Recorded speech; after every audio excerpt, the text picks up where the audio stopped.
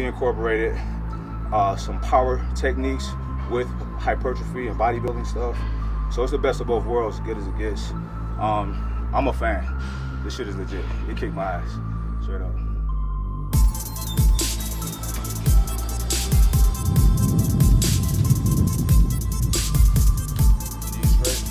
Yeah.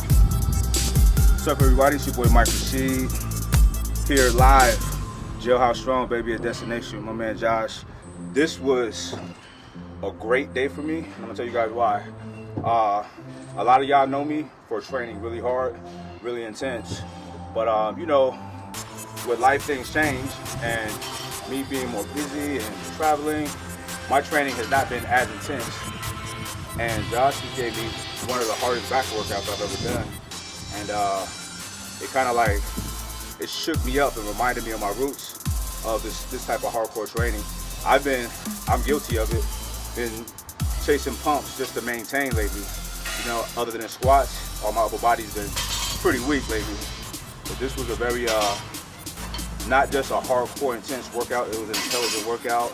I was doing things differently, like doing sets for time versus just reps, because reps can get sloppy. You know, not every rep really counts, but when you have that time and attention, it's a whole different animal. You're forcing blood into those cells, expanding the muscle, making you stronger. This shit is legit. It kicked my ass. Go one more.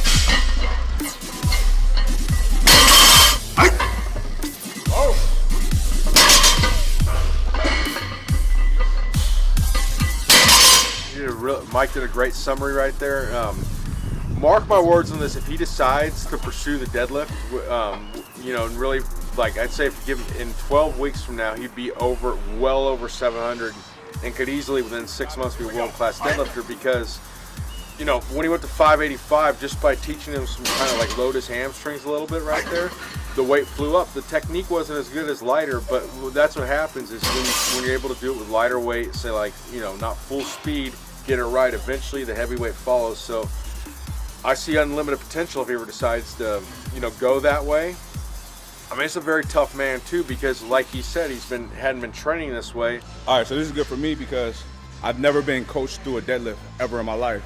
I just go, you know, I kind of watch, you know, when I was younger, watch other people do it and, you know, ask questions here and there and just go after it. I always just try to use brute strength, but this is good because I'm learning some technique now, so gotta be willing to learn.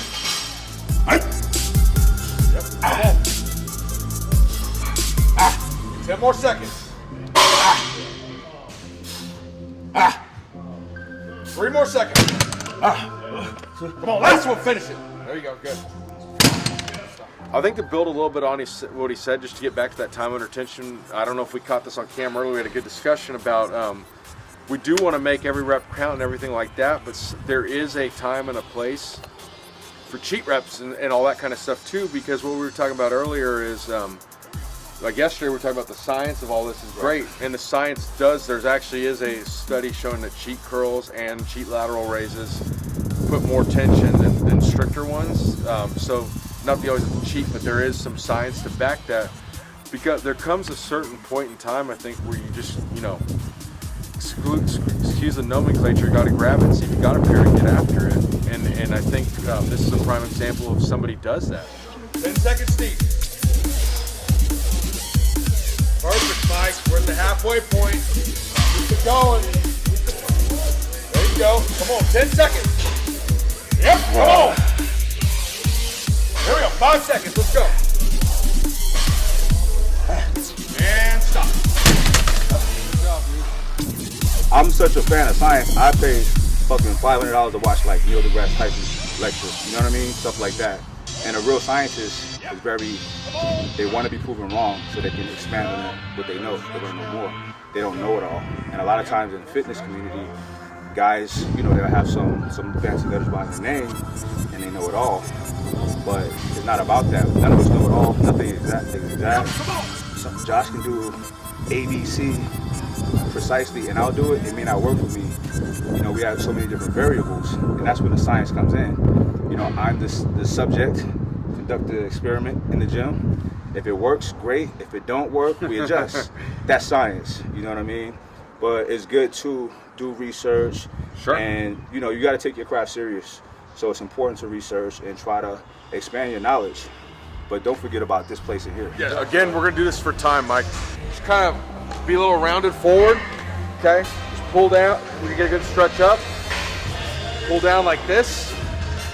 Just squeeze, stretch up. We'll do 2 sets for a minute straight. This shouldn't be overly exerting. It's like a break until we do the next thing.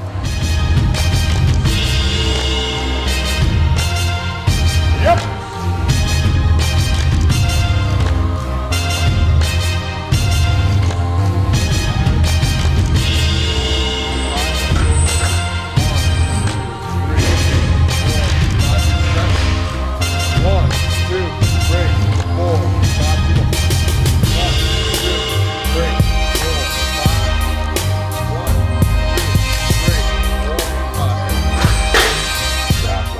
When I come in to train with somebody who I respect, you know, I throw what I know out the window and I'm an open sponge because I'm always trying to be better.